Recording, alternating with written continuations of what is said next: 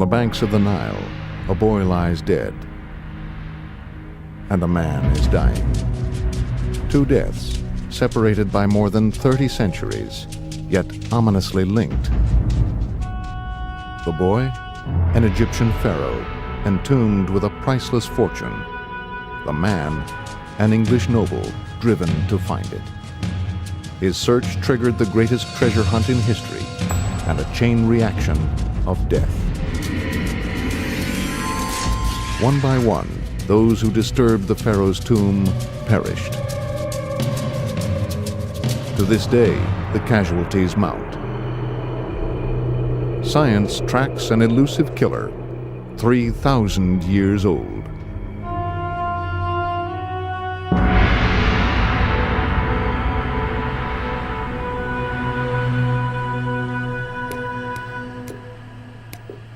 In a Pennsylvania hospital, a young woman is starving to death.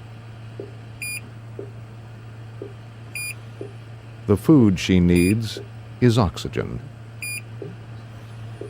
A simple cough has turned to lung failure. Doctors are stumped by the cause. Unknowingly, the patient's husband holds the first clue to her baffling disease. Its origins lie 6,000 miles away, in a land riddled with age-old mysteries.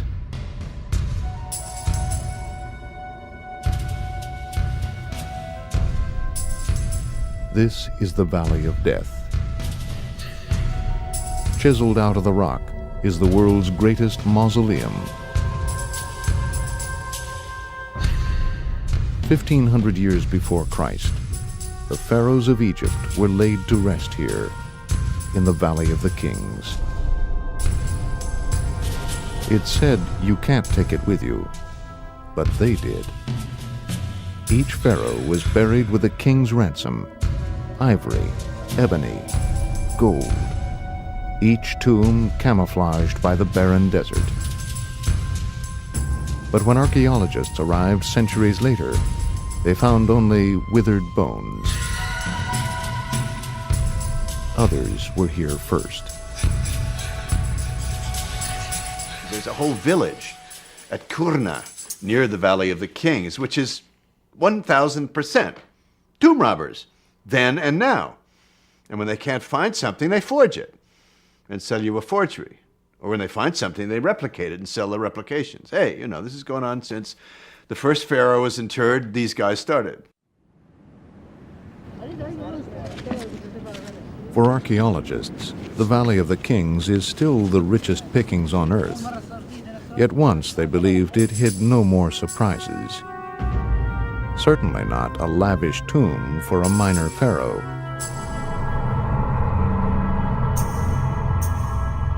His childhood, like his life, was cut short. At 9, he took the throne, and a wife. 9 years later, he was dead. Little else is known. Leaving just the skeleton of a life, he suffered a fate worse than death. He was forgotten. 3,000 years later, only a handful of men knew the name: Tutankhamun. One was an equally obscure archaeologist named Howard Carter. The other, his backer, George Edward Stanhope Molyneux Herbert, 5th Earl of Carnarvon. He was very much the Indiana Jones, if you like, of his day. He was into all sorts of exciting adventures, and indeed he drove one of the first racing cars. And he took part in a rally, and he had a terrible accident, and he was thrown out of the car, and owing to his injuries and subsequent ill health, his doctors told him he could no longer winter in the cold, wet climate of England. But in those days, even if you had a common cold and you had enough money, your doctor would immediately dispatch you to Egypt to recuperate in the dry heat. That resulted in ultimately coming together with Carter, and so began the great quest to find the tomb of King Tut. A low-born commoner and a wealthy lord were unlikely partners in what experts deemed a shot in the dark. It was a shot in the dark. This was a time there were no metal detectors, no sophisticated sonar equipment to look into pockets and hollows underneath the soil or the sand. So it was a shot in the dark for everybody but Howard Carter. Unlike his predecessors, Carter methodically dug up the Valley of the Kings, yard by yard. He found acres of disappointment. Just before Christmas in 1921, Carnarvon sent for Carter here at Highclere Castle to tell him that he could no longer afford to go on funding what appeared to be a useless project. Carter explained there was very little left to do and begged for one more season, which Carnarvon agreed, but made it absolutely clear that that was the final season.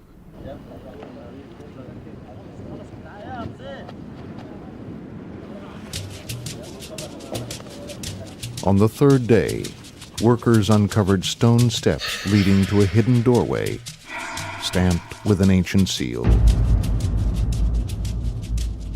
It was the mark of royalty. After 5 years of bad news, Carter sent his partner a ray of hope. Carnarvon was having tea with his daughter Evelyn here in the hall at Highclere Castle when they got a telegram saying, "Think of discovered entrance to magnificent tomb with seal still intact, awaiting your arrival." While Carnarvon was on his way, something unnerving happened to Carter. Carter lived on his own, and to keep himself company he'd bought a canary, and the boys had all been very excited by this yellow bird, and they said this wonderful yellow bird will lead us to the tomb.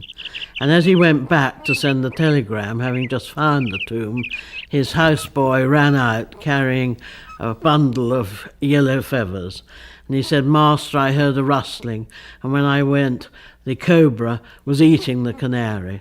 This is an omen. This is unlucky. Master, don't open the tomb. Don't go near it." And the workers naturally leapt to the cobra, which is on the headdress of every pharaoh, and the pharaoh had come and eaten the symbol of hope, and it was going to be a miserable time, and everybody was going to have, terrible things would happen, and so on. And Carter said, "Don't be such a damn fool. Just make sure the cobra is no longer in the house." By dusk on November 26, 1922, workers had excavated a second doorway bearing the seal of Tutankhamun. It also bore the hallmark of thieves, a patch where the tomb had been broken into. It seemed Howard Carter was 3,000 years too late.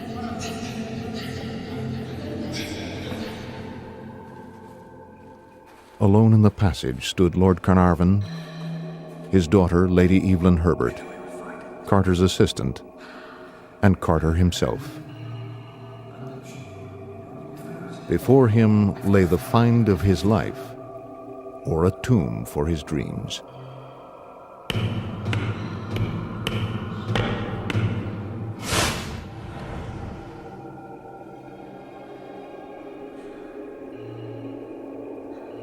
An eternity passed, while Carter peered into the gloom on the other side.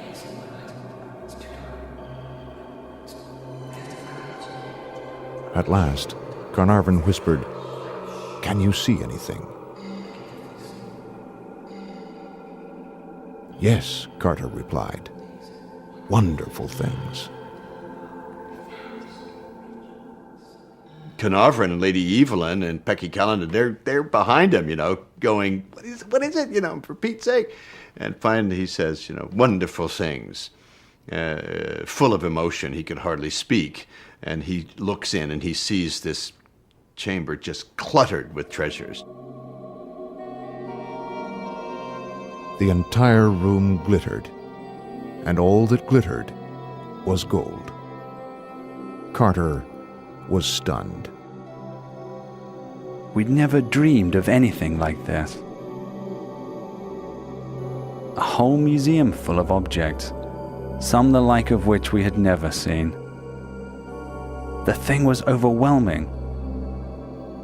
There's never been a pharaoh found in any way almost intact. People have been searching for them. Dozens and dozens of great pharaohs, the richest people, the most powerful people of all of history, in perfect condition. We're talking about things that you look at now, you cannot believe that these are the thousands of years old that they are. It's awesome. I can't think of another dig that's as good as this. Can't think of it.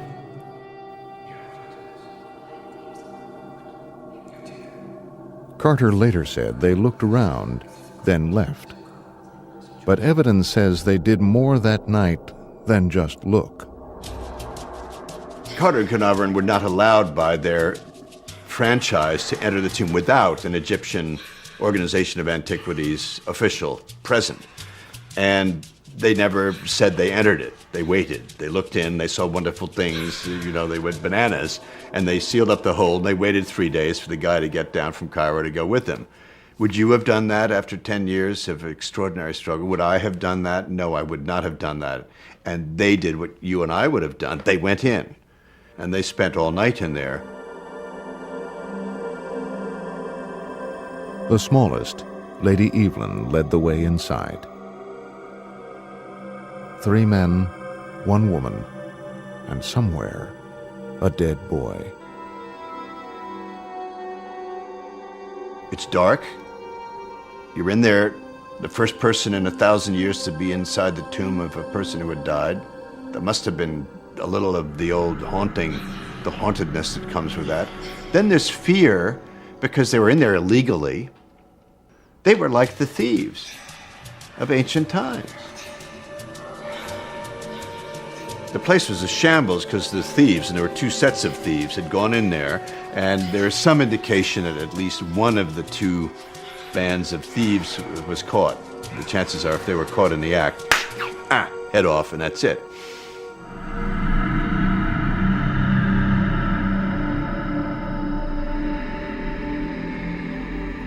The discoverers began to count their blessings. They would eventually total 5,000. The tomb of Tutankhamun was the greatest find in history. Overnight, Carnarvon, Carter, and Tut became celebrities.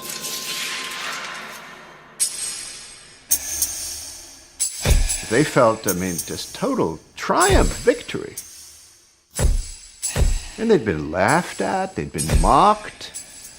It'd been kind of a whispering campaign, they'd lost their marbles, And here they have it.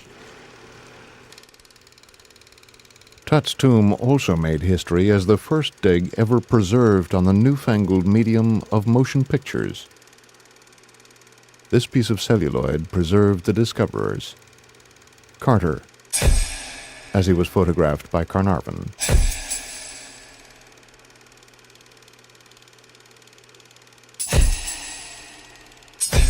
Howard Carter was a star. The personal reward, I believe, for an archaeologist, which everyone can see, is the fame. After a major discovery, of course, the public and the newspaper and the media and the TV and everyone will run after you. Then at the beginning, archaeologists can like that.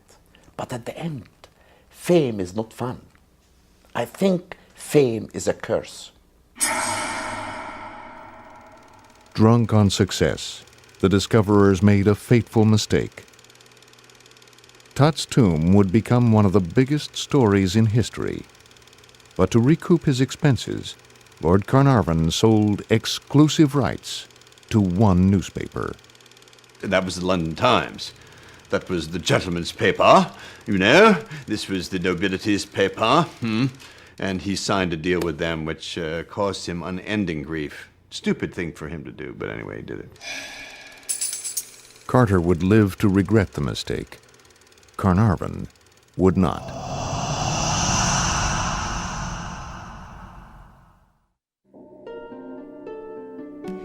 The man who bankrolled the search for King Tut first came to Egypt for his health. That decision would prove fatal. One morning in the spring of 1923, Lord Carnarvon cut himself, exactly where a mosquito bit him days before. The wound didn't heal. Days later, on a trip to Cairo, Carnarvon was racked by fever. I'm sorry to tell you that C is seriously ill. His secretary, Richard Beathell, sent Howard Carter bad news. The mosquito bite was infected. That poisoned bite has spread all over him. And he's got blood poisoning. As fever turned to chills, Beathell's concern turned to fear. He notified Carnarvon's wife in England, who at once summoned a specialist and flew to Cairo. Carnarvon was beyond help.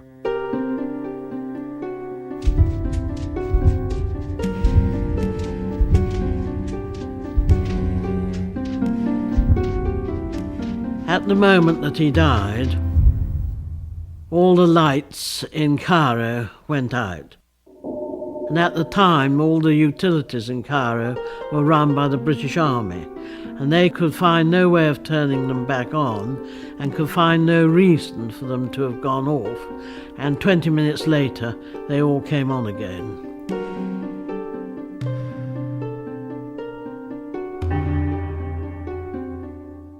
At that very moment, something else unexplainable happened, more than 2,000 miles away in England.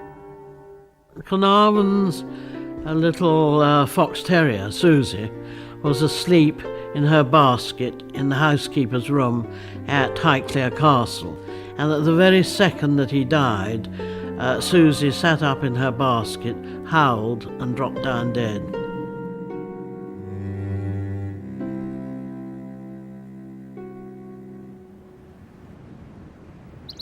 Lady Evelyn buried her father on a hill overlooking his beloved Highclere. There she also laid to rest her Egyptian adventure. When Carnarvon died, it was a tremendous shock to my mother, and it all happened so very quickly. She was only just 21, and she adored her father, and I don't think she ever completely recovered because she never went back to Egypt after his death. Like the king whose slumber he disturbed, the English noble would not rest in peace. Carnarvon's body was barely cold when the world's press named the culprit.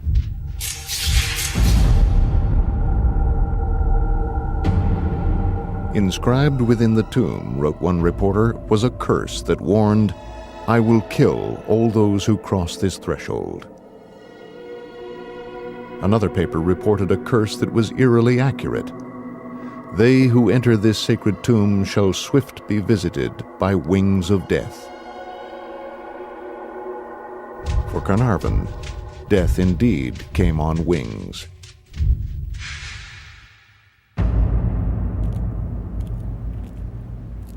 Howard Carter shrugged off the curse and went back to work, but he couldn't shake the loss. Carnarvon had shielded the prickly archaeologist from a curious world. As the world crowded in, tragedy would again strike Carter.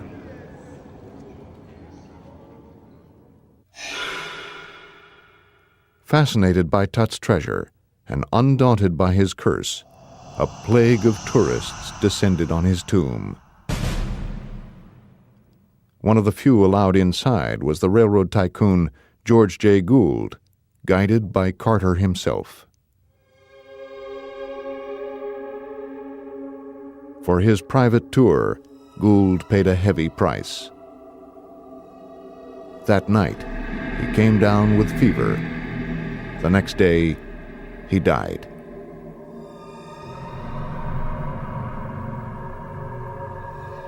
A British industrialist suffered the same fate. It seemed the curse of Tutankhamun had struck again. It wasn't the last time an intruder would die of unnatural causes.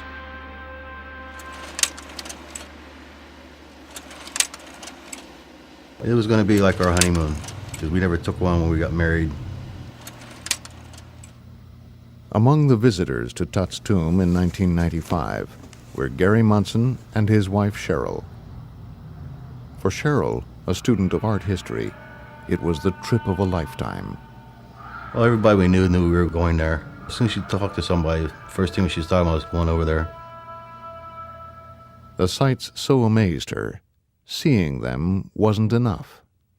We were going down the stairs into the tombs and looking at how the dark blues and the reds that were painted on there.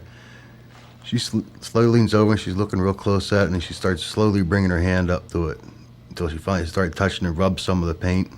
And then the guide saw her, yell at her for touching it. She turns around and says, "My teacher said if you ever get over here, you have to touch the paint no matter what they say, because you're never going to get a chance to do it again." When the Munsons returned to Pennsylvania, Cheryl's trouble began. Maybe 3 weeks after we got back, she started getting a little slight cough now and then. And it just progressively got worse and worse till finally she's coughing most of the time. When Gary urged Cheryl to see a doctor, she refused. She'd seen her fill during a weary battle with Hodgkin's disease. She had chemotherapy, radiation treatment, just about everything you go through with a cancer treatment. And she did not want to go back to doctors after that. Finally, she had to go. I first met Mrs. Munson when she was already a patient in the intensive care unit. And at that time, she was in critical condition. She started out with some weight loss, weakness, some shortness of breath. And by the time she was admitted to the hospital for a workup, there were already major signs of disease that were present. A definite involvement of both lung fields, and this had progressed. They suspected it might have been Hodgkin's acting up again, because the symptoms were something like that. But after a day or two, they ruled that out. They started thinking something was the matter with their lungs, but they never really got the chance to find out, because it moved along too quick. So they decided they were going to have to do a lung biopsy. Both from her lung secretions, as well as subsequently from her lung itself, we were able to identify a fungus, Aspergillus niger, which is a mold, and this was very likely the precipitating event of her illness. Microscopic spores from the fungus are easily inhaled. Healthy bodies resist them, but Cheryl's immune system was crippled from her battle with Hodgkin's. The spores invaded cell after defenseless cell, destroying as they went. Cheryl Munson was starving for oxygen.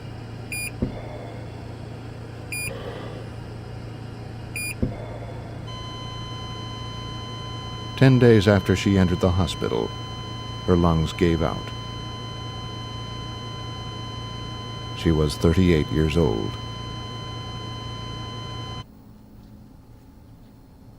The case wasn't quite closed. The mystery was the scene of the crime. Where did Cheryl Munson rendezvous with her killer?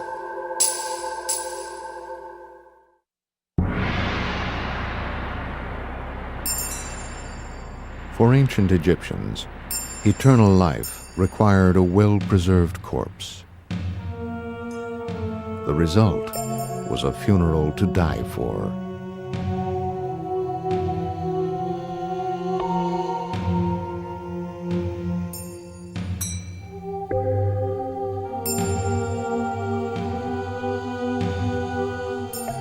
The body needed not only preserving, but protecting. To ward off evil, no fewer than 143 amulets and charms were wrapped inside the burial shroud of Tutankhamun. And these were just the first line of defense.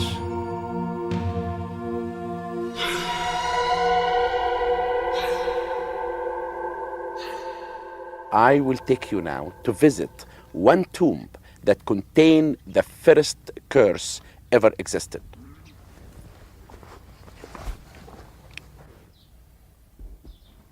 This is the tomb of Hesse. It's dated back to more than 4,000 years, and it has at the entrance of the tomb a very interesting curse inscription. From pharaohs to peasants, the Egyptians guarded their graves with spells and curses. As for any person who will enter this tomb, David Silverman is professor of Egyptology at the University of Pennsylvania. He's translated dozens of ancient curses, including the 4,000-year-old curse of Hesse. the curse is a prohibition against anyone who comes into the tomb having eaten a certain kind of food that was forbidden, like pork or fish. Something unclean or something unclean connected with his soul. Or having committed an act of sexual impurity, in this case, adultery. And after he made love to all women. And if it so happened, then the individual might be punished in this life or in the afterlife. Therefore will be judged in front of the great God. For Professor Silverman, not every curse is academic. I received a call from a physician, and he told me this very interesting and very unfortunate story about a woman who had gone with her husband to Egypt and had gone into the tomb of King Tut, and it turned out that she had picked up a fungus. At that time, we were aware that we had Aspergillus niger isolated from the specimens that we took from Mrs. Munson, and we were also aware of her trip. She had to pick up something over there. So what we had to find out was whether these molds were also present in the tombs that she visited. It's the only place it could have come from. And so we called the Egyptology department at the University of Pennsylvania. So they were wondering if this had anything to do with the curse. It was very important for us also to know whether this had ever been described before. It had. In 1923, 2 men died suddenly after visiting Tut's tomb. What doctors chalked up to fever was reported as Tut's curse.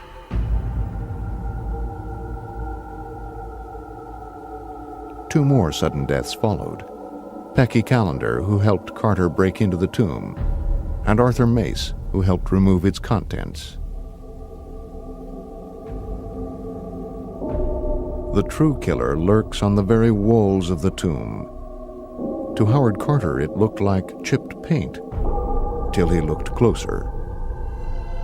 The walls are covered with small brown fungus growths, the original germs of which were probably introduced either with the plaster or the paint, and were nourished by the enclosed humidity from the plaster after the chamber had been sealed up. The fungus is Aspergillus niger. In the warm, damp tomb, it thrived, the only living thing for 3,000 years. When Cheryl Munson arrived with a crippled immune system, she was a prime host for the fungus. I think by connecting our case, which is a modern-day case, to the visit and the tombs itself, we were able to have a direct link to what might have happened to the archaeologist who had visited some time ago. And I am rather confident that in at least some of these cases, that Aspergillus could have easily played a role. Science was ready to close the file on Cheryl Munson, but not on Tut's curse.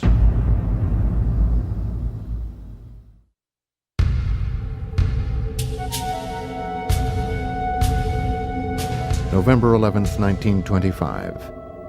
In Egypt's Valley of the Kings, a boy who died more than 1,000 years before Christ is about to be resurrected.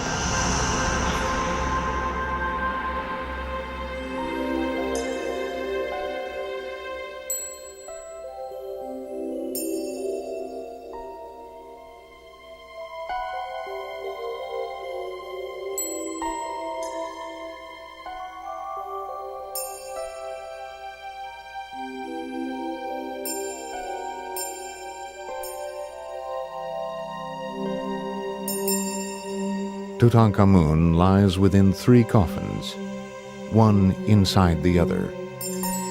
The innermost, nearly 300 pounds of solid gold.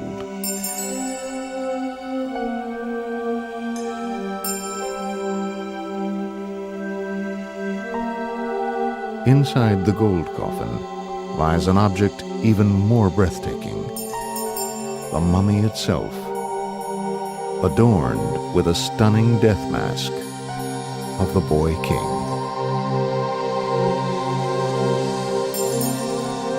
As a human likeness, only a handful of the greatest statues can hold a candle to its brilliance.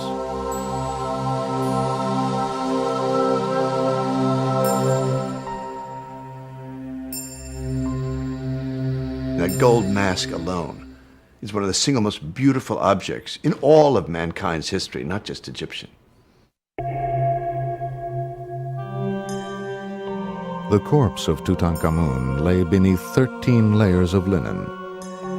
As Howard Carter peeled them away, he discovered the precious amulets hidden inside to ward off evil. Over the centuries, the resins and oils used to mummify the body had turned to glue. To retrieve the amulets, Carter performed a radical operation. He hacked up the corpse.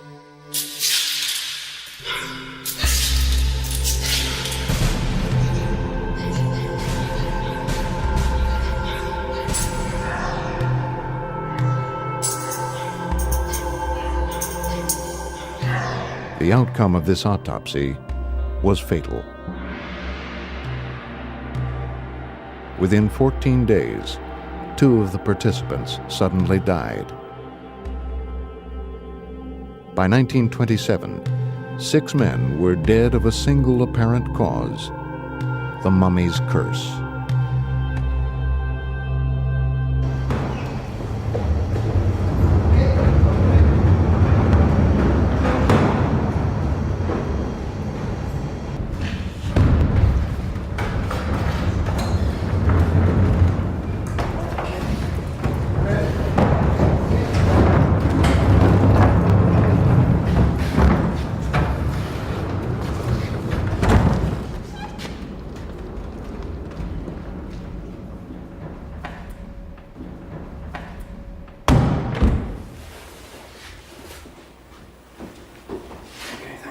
This is really such a well-preserved mask. You can see these copper eyelashes around the stone eyes here.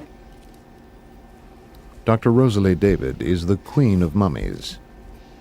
As curator of Egyptology for England's Manchester University Museum, she's autopsied 35 mummies, more than anyone else.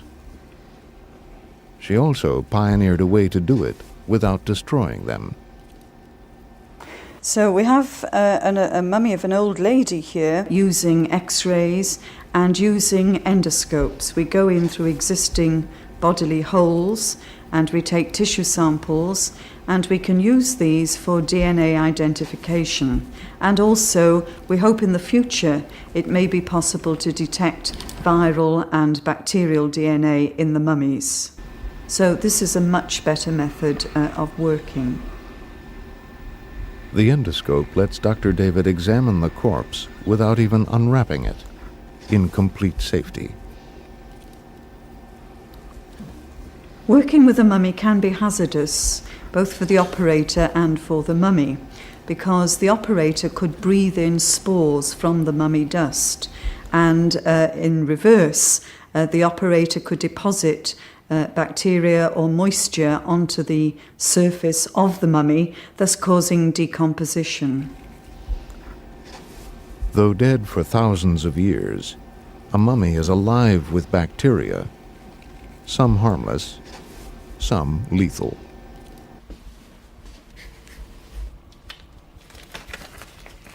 We wear protective clothing when we work with the mummies, and this protects us against the fungal spores. Rosalie David knows the true fate of those who disturbed the bones of Tutankhamun.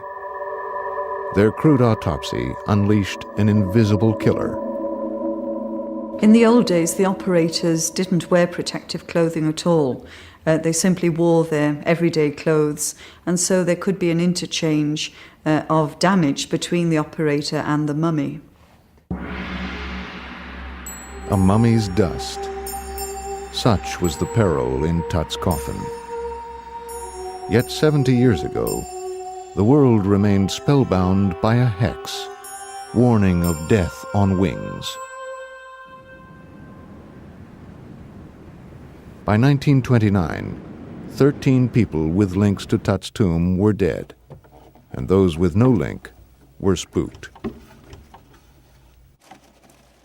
Anonymous packages began arriving at the British Museum. They held Egyptian artifacts from collectors who sought to purge their closets and ease their minds. And this has gone on to modern times. A few years ago, a couple came in with an Egyptian object, or what they claimed was an Egyptian object, and they were concerned that it might have a curse associated with it. And they asked me to examine it. In fact, it didn't have a curse. It probably wasn't an ancient Egyptian object at all. And several months later, I had a call from the police asking me to be an expert witness in a case wherein the husband had killed his wife, and it was this couple, and he had claimed that he had killed his wife because of the curse that was on this object. The first victim of Tut's curse, the wealthy Lord Carnarvon, bequeathed to his heirs a case of jitters. After my great-grandfather's death, obviously my grandfather inherited Highclere. And my grandfather was very concerned about the curse of King Tut, and actually wouldn't allow the name Tutankhamun to be spoken in the castle.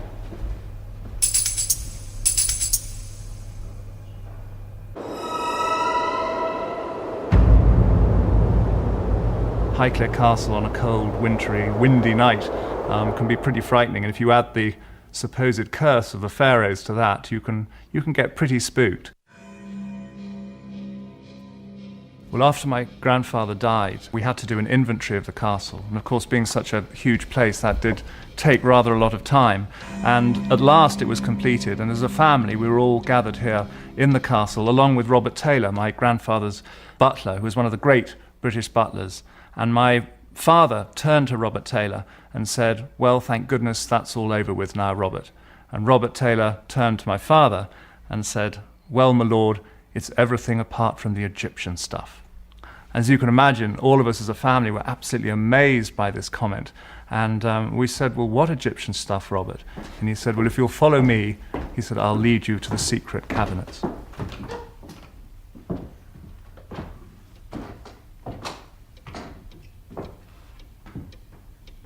The Egyptian government kept careful track of every object found in Tut's tomb. Yet 17 small artifacts were somehow smuggled out. Carter and Carnarvon found the lure of treasure irresistible. Few in their place would not. When I dug in Morgantina in Sicily, this Greek town, did I put a memento into my pocket? Yes, I did. A couple of silver coins, no big deal, but I guess everybody does. Carter did, Carnarvon did. The man who found Tut's tomb was among the few to escape its curse. Almost. When he made the greatest find in archaeology, Howard Carter had the world at his feet. Then he tripped. He had the environment. He had dust storms. His good friend Carnarvon is dead. He is under huge pressure from the Egyptians. He's under enormous pressure from the press that didn't get the story. He has a tiny little space to work in.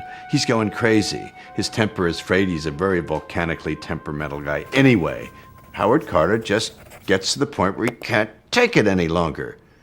And he cracked. Obsessed with access to what he felt was his tomb, Carter one day locked everyone out, including the Egyptians. That's really a big mistake.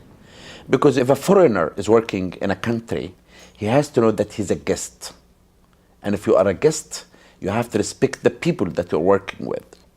And when he did this rash act of putting these enormous iron gates and locking it, it was the English takeover of something that the people of Egypt owned, which was true.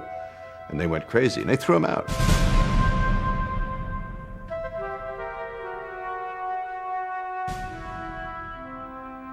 After a year's exile, Carter was allowed back at a terrible price. He had to surrender his claim to Tut's treasure.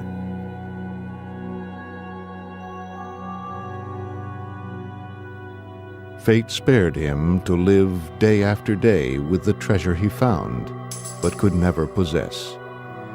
Perhaps the ultimate curse. Carter spent the next decade in the Valley of the Kings, cataloging Tut's 5,000 wonderful things.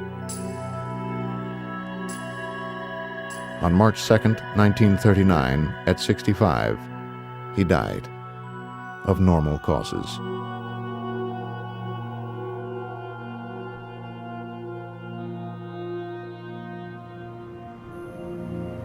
Like the tomb of Tutankhamun, Carter's grave is guarded by wings.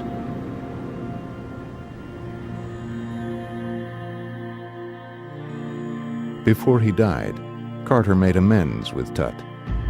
The pharaoh's bones were put back together, and he was laid to rest in his tomb. He wouldn't rest in peace. In a chain reaction of tragedy, his curse claimed 5 more victims. First, Lady Carnarvon died suddenly of an insect bite, just like her husband. Then Richard Beathell, Lord Carnarvon's secretary, died mysteriously in his sleep. 3 months later, Beathell's father, Lord Westbury, leapt from a 7th-floor window to his death. He left a note blaming his son's death on the curse of King Tut. On the way to the cemetery, Lord Westbury's hearse struck an 8-year-old boy. At the exact moment the boy died, so did an employee of the British Museum, whose field was Egyptology. For 3 decades, the curse lay dormant, till the last time Tut's slumber was disturbed.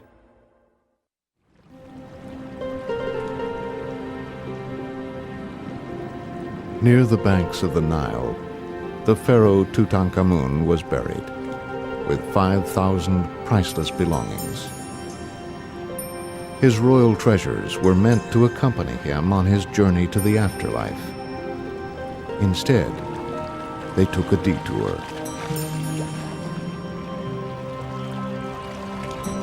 In the 1970s, Egypt bowed to popular demand and sent scores of Tut's relics on a world tour. Egypt's director of antiquities dreamed he would die if the treasures left the country. 3 months later, he was killed in an auto accident, the 25th victim of Tut's curse. The same day Tut's mask was packed for London, an Egyptian official who scoffed at the curse died of a heart attack. Among the sightseers when the treasure reached London was the first person to enter Tut's tomb, Lady Evelyn Herbert. My mother had never seen the final sarcophagus because they hadn't reached that particular chamber before her father died. At the time of the exhibition in London, the television and radio used to ring up my mother and say, tell us about the curse. And she'd laugh and say, well, I'm alive and kicking at 70, and I don't believe in it.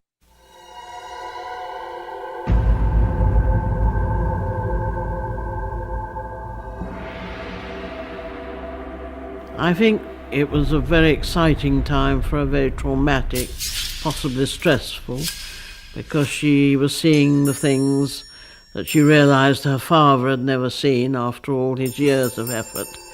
And coming out of the museum, probably on her 5th visit, she had a major stroke and was paralysed from then on. But of course it could easily have been a coincidence brought on by stress and trauma. Coincidence has managed to account for most of the victims of Tut's curse. To explain the rest, science went back for a closer look. In any of the inscriptions that occur in the tomb, there are none that can be considered a curse. So what we would consider, or as an Egyptologist I would consider an ancient Egyptian curse, does not occur in the tomb of King Tut. The so-called curse was unwittingly spawned by its first victim. When Lord Carnarvon gave sole coverage of Tut's tomb to the London Times, rival papers were outraged. At Carnarvon's death, they got even by printing rumors of a curse. Even the bizarre goings-on when Carnarvon died can be explained. All the lights went out in Cairo when Carnarvon died. The lights always go out in Cairo at all times. All of this stuff took off. It was just like anything today. An outrageous series of half-truths and some truth and some lies, some made up. It was great. Very potent stuff. Still is. When Tut's tomb was visited by Carnarvon's no-nonsense granddaughter, even she thought twice. I'd been warned following my stroke that I had a bad heart, and I saw there were steps down and a hill down. Even young people were coming up that hill and those steps, panting, and I felt that discretion was the better part of valour, and I didn't want another headline, King Tut kills again. The son of Lord Carnarvon talked about how he doesn't really believe in the curse, but he said there really isn't any way to explain a lot of what went on. And that has kept the curse alive. Accidents can happen. Like it happened with me many times, accidents like this. I was excavating in my early days in a site in the Delta. The first year, in the same day that I put the artifacts inside the museum, someone called me inside the museum and said, "Your uncle died." The next year, in the same day, they said, "Your aunt died." And the third year, my cousin died. Anyone who will see that, he will talk about the curse. And even, when I discovered a sealed tomb with beautiful 4 statues, and those statues are incredible, incredible. And I was the first one to see them. Next day, the earthquake happened in Cairo. Third day, I had a heart attack. Reporters took it as a fact, and they talked about the curse. No matter how you try to kill it, it's like a phoenix, it resurfaces over and over again. But then again, no matter how much we hear that there isn't a Loch Ness monster or that there aren't any UFOs through logical means, we still believe in them, don't we? It's marvelous human nature. We need this sort of stuff. We love it. Even if I know it's all made up, I love it. I love the Tut curse. As curator of the Tutankhamun exhibit during its American tour, Thomas Hoving one night found himself face to face with the cursed pharaoh. And I reached up and I grabbed that thing in my hands and I lifted it off the pedestal. And I was looking right, 6 inches right in those gorgeous, beautiful eyes. And I turned around, right, left, there's nobody around, and I gave him a big fat kiss right in the lips. And I'll tell you something, that curse went away from me. I was clean. I'm fine.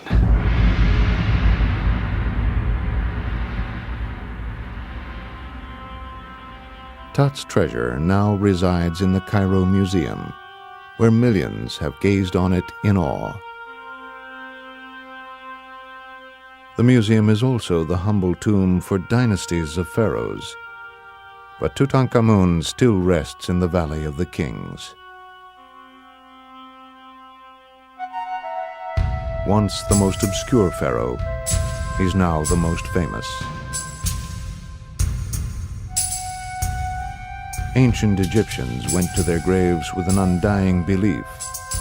Say my name, and I shall live. Tutankhamun, a household name, now has what he wanted most: immortality.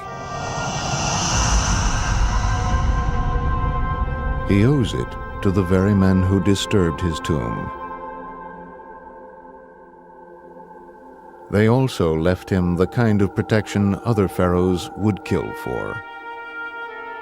A curse that would make even skeptics tread lightly.